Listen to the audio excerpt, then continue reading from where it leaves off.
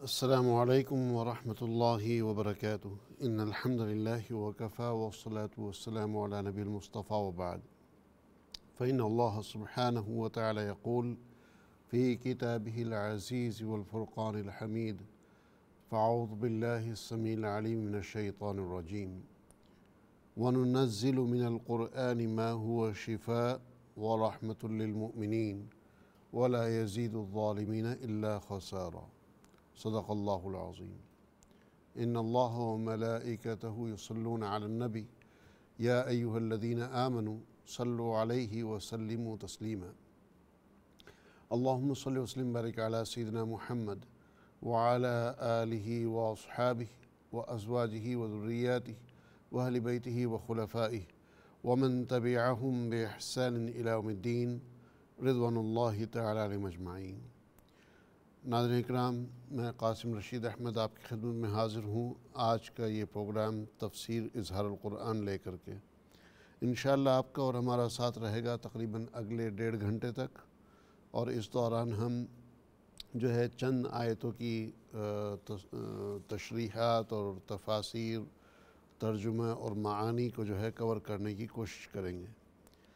گزشتہ پروگرام میں ہم نے آیت نمبر 73 تک کے کور کر لیا تھا، جو ہے جس میں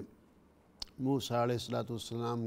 کی قوم نے جب سوال کیا تھا، موسیٰ علیہ السلام سے درخواست کی تھی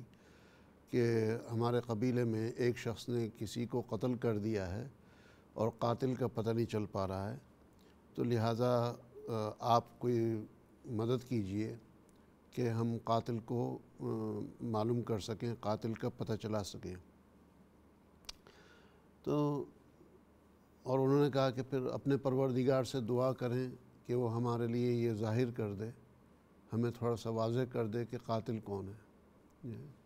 انہوں نے دعا کی، تو دعا کے جواب میں یہ کہا کہ آپ نے ایک گائے کو ذبح کرنا ہے۔ اس پہ وہ کہنے لگے کہ آپ ہمارے ساتھ مذاق کر رہے ہیں۔ خیر، اس کے بعد انہوں نے اگلا سوال کیا کہ گائے کا رنگ کیسا ہونا چاہیے، حالانکہ کوئی بھی گائے ذبح کر دیتے تو کام چل جاتا۔ تو فرمایا کہ جو ہے تیز سرخ رنگ کی گائے ہوگی، کہ دیکھنے والے بھی حیران رہ جائیں۔ پھر کہا کہ جو ہے اچھا اور کچھ کیفیت اس کے بارے میں پتہ چلے، تو فرمایا کہ جو ہے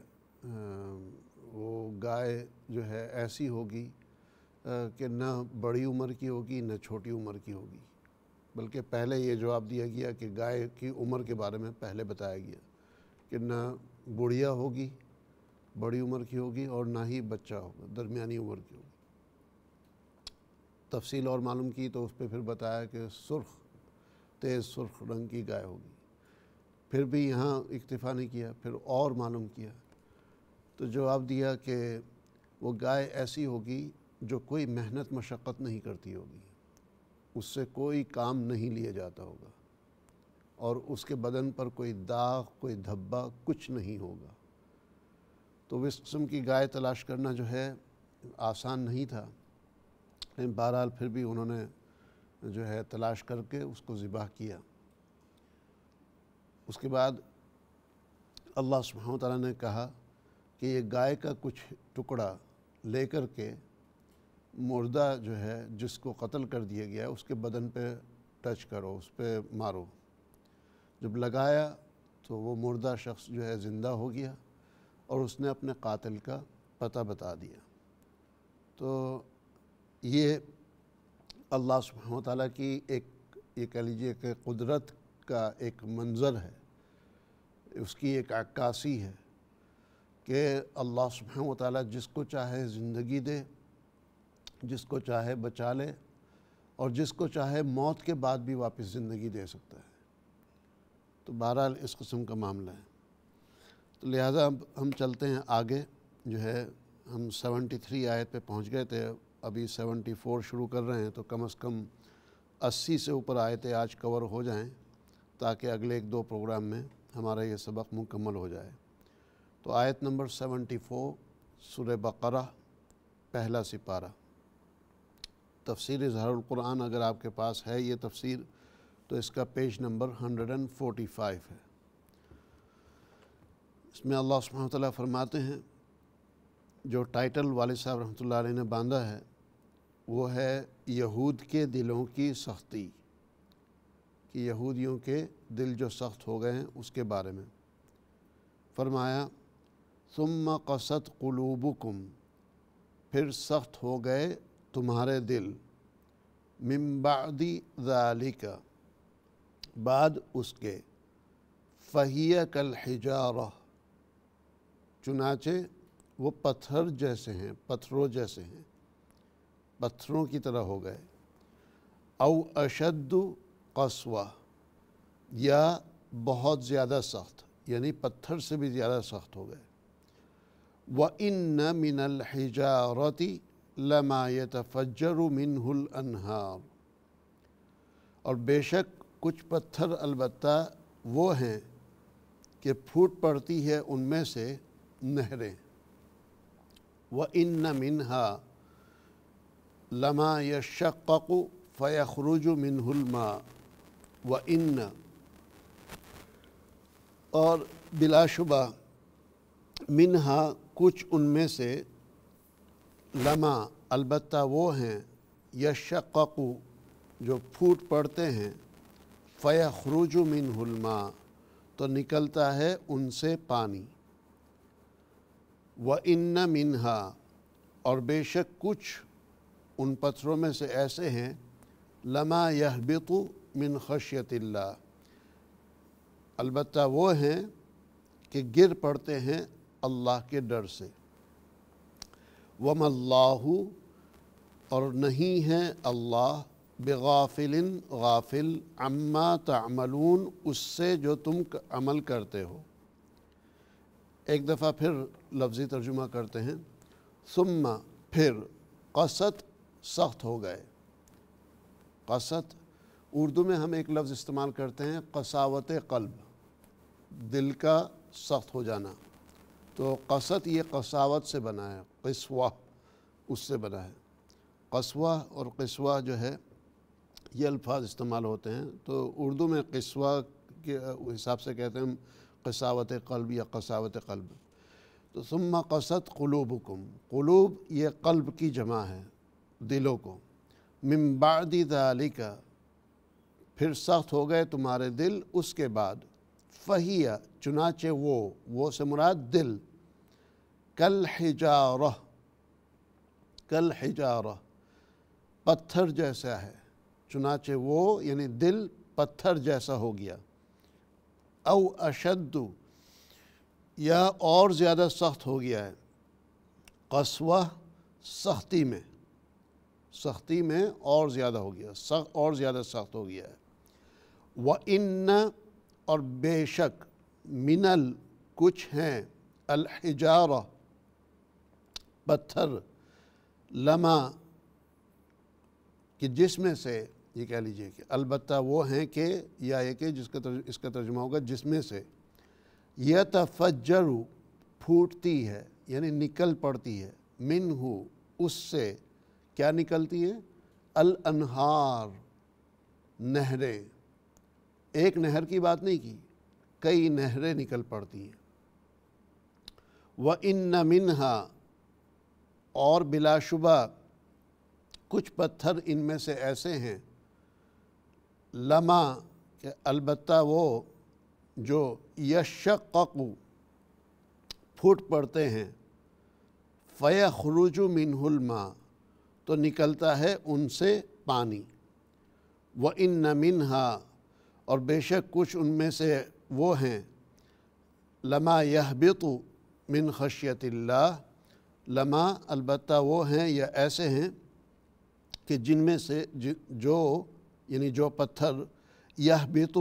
گر پڑتے ہیں، من خشیت اللہ اللہ کے ڈر سے، وَمَا اللَّهُ اور بے شک نہیں ہے اللہ سبحانہ و تعالی، بغافل غافل، عما ان چیزوں سے، تعملون جو تم کرتے ہو۔ کیا مطلب؟ ثم قست قلوبکم من بعد ذلک فہی کالحجارہ،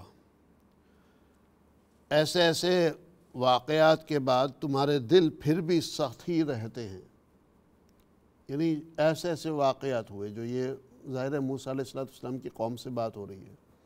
کہ تمہارے ساتھ ایسے ایسے معاملات ہوئے ہیں، تمہیں منّا و سلوہ دیا گیا، اس کی تم نے نافرمانی کی، اللہ نے سزا دی، پھر معاف کر دیا. تمہارے اوپر طور پہاڑی کو لا کر کے رکھا گیا، تمہیں کوئی قاتل کا پتہ نہیں چل پا رہا تھا، اس کا جو ہے معلوم کروایا. تم نے سامری کی عبادت کرنی شروع کر دی، ایک بچھڑے کی عبادت کرنی شروع کر دی، اس پہ جو ہے تمہیں آگے پھر معاف کر کے آگے چلایا. تو کیا کیا انعامات تمہارے اوپر نہیں کیے، کیا کیا جو ہے اللہ کی قدرتیں تمہارے اوپر ظاہر نہیں ہوئیں. پھر بھی ان سب کے باوجود تمہارے دل کیسے ہیں کہ وہ پتھر کی طرح ہیں. صرف پتھر کی لکیر نہیں ہے بلکہ دل پتھر بن گئے، بلکہ جو ہے پتھر سے بھی زیادہ سخت ہو گئے ہیں. کیوں؟ اس لیے کہ پتھر میں سے تو بعض وہ ہیں کہ ان سے بسا اوقات نہریں جاری ہو جاتی ہیں، بعض میں سے جو ہے پانی نکلنا شروع ہو جاتا ہے، بعض پتھر ٹکڑے ہو جاتے ہیں کہ پانی جو ہے، پانی وہ پتھر کو کاٹ ڈالتا ہے، پانی اپنا راستہ بناتا ہے اور پتھر کو کاٹ ڈالتا ہے. اور تمہارے دلوں کو کوئی ٹچ نہیں کر پا رہی ہے، کوئی بات ایسی نہیں ہے جو تمہارے دلوں کو ہلا سکے. اور یہاں پانی جیسی چیز پتھر کے سامنے جو ہے، جو بظاہر عاجز نظر آتی ہے، وہ پتھر کو ہلا بھی دیتی ہے، پتھر کو ہٹا بھی دیتی ہے، پتھر کو پھاڑ بھی دیتی ہے. یہ ہے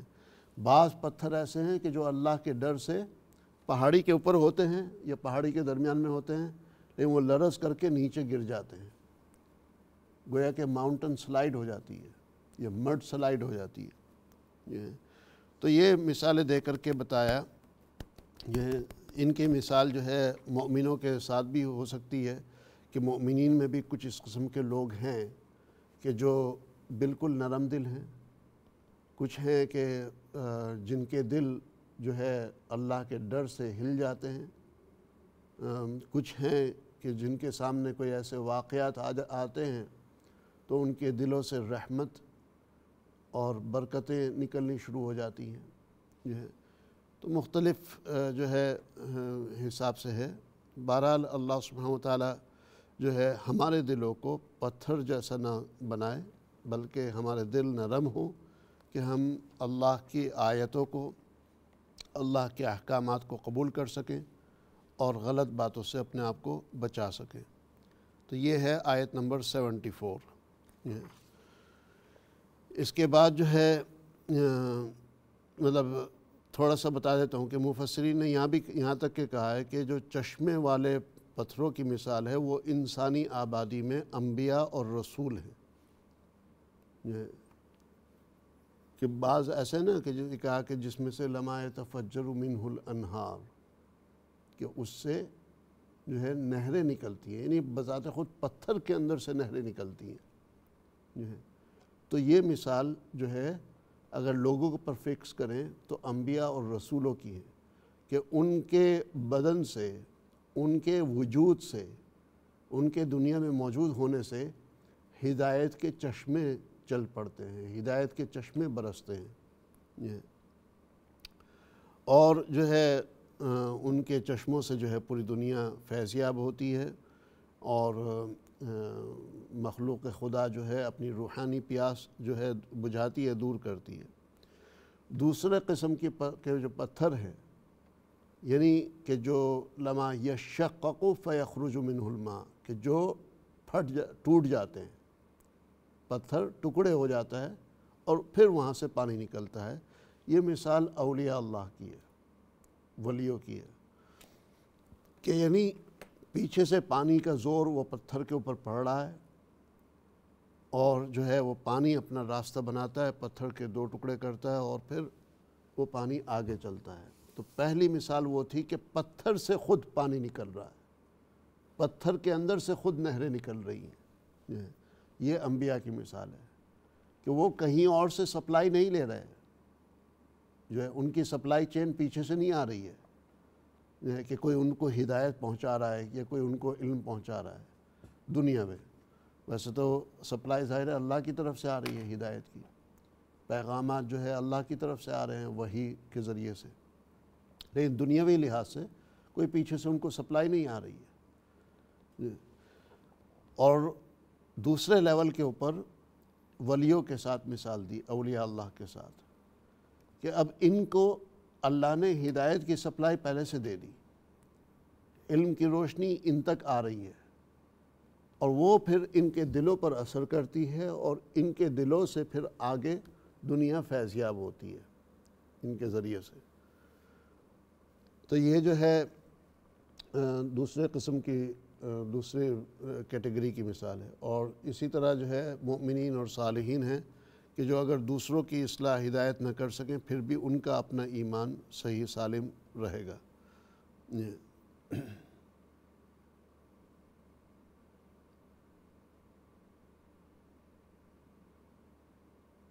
تو تیسری مثال جو ہے،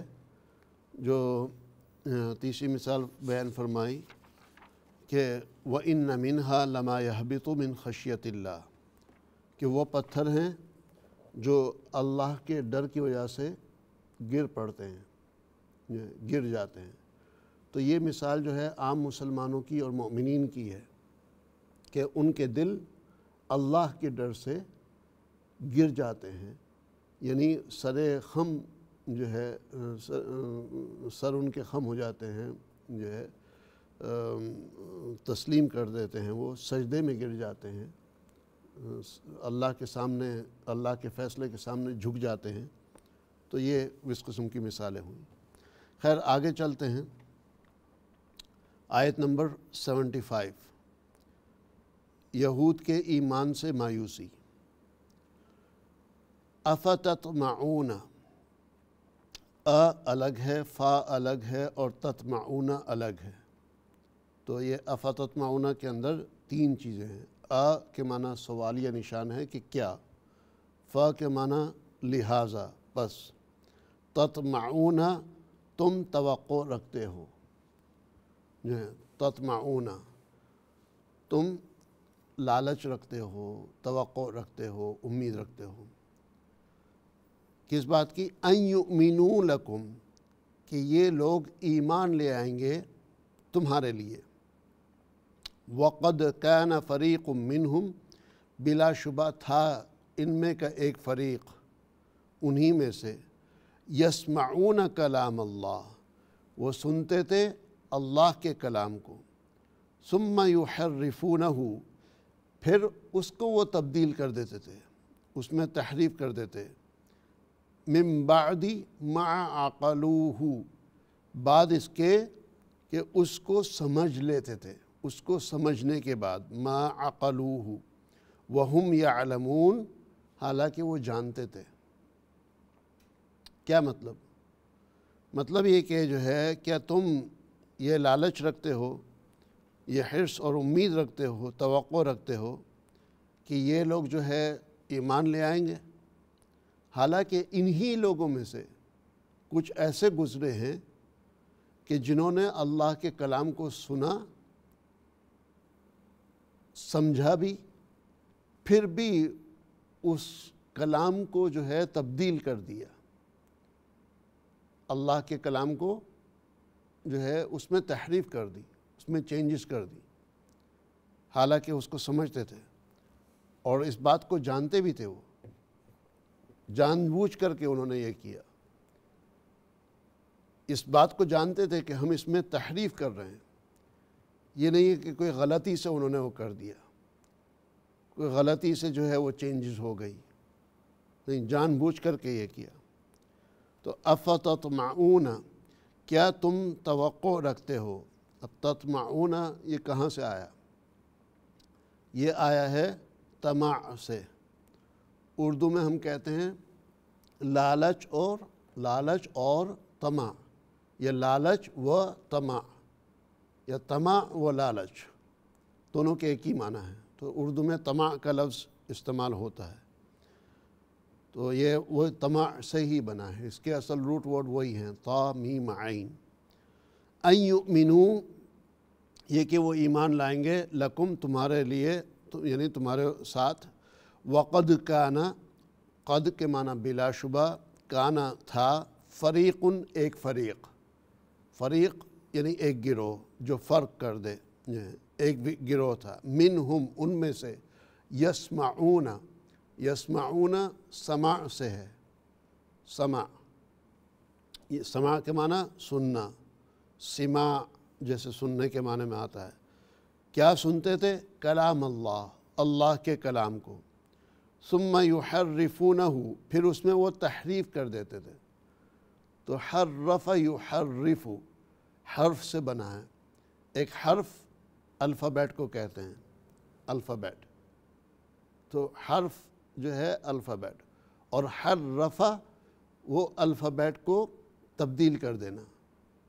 یا وہ لفظ کو، یا وہ جملے کو، یا وہ آیت کو، یا وہ سورت کو، یا وہ صفحے کو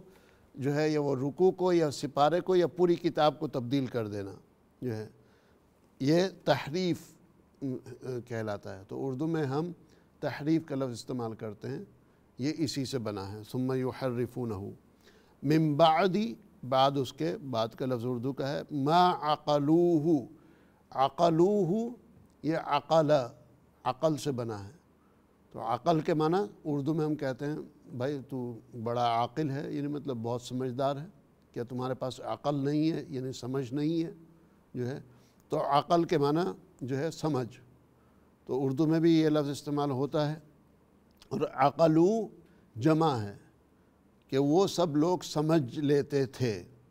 وہم یعلمون، حالانکہ وہ جانتے تھے یہ ہے۔ تو بہرحال جو ہے جیسے کہ مثال کے طور پر زبور کو لے لیں آپ، تورات کو لے لیں، انجیل کو لے لیں، تو اس کے کتنے ورژنز آپ کے سامنے ہیں، کتنے نسخے اس کے آپ کے سامنے ہیں جو ہے۔ آپ ڈیفرنٹ چرچز میں جائیں گے تو اس کے ڈیفرنٹ جو ہے سیٹس آف بائبل، گوسپل وغیرہ ہیں، ہر کیٹیگری کے چرچ کا اپنا جو ہے معاملہ ہے۔ تو لہٰذا یہ کیوں ہوا؟ یہ اس لیے کہ جو ہے ان لوگوں نے، ان کے علماء نے اس میں تبدیلی کی۔ قرآن واحد کتاب ہے کہ جس میں کوئی تبدیلی نہیں ہوئی ہے، کوئی چینجز نہیں ہوئی ہیں 1400 سال سے، اور اس میں مسلمانوں کے علماء کا، ہمارے جو ہے یہ کہہ لیجئے کہ ائمہ حضرات وغیرہ جو بھی کہیں، ان کا کوئی عمل دخل نہیں ہے اس میں، یہ اللہ نے حفاظت کی ہے اس کی۔ اگر اس کی حفاظت کی ذمہ داری ہمارے کندھوں پر ڈالی جاتی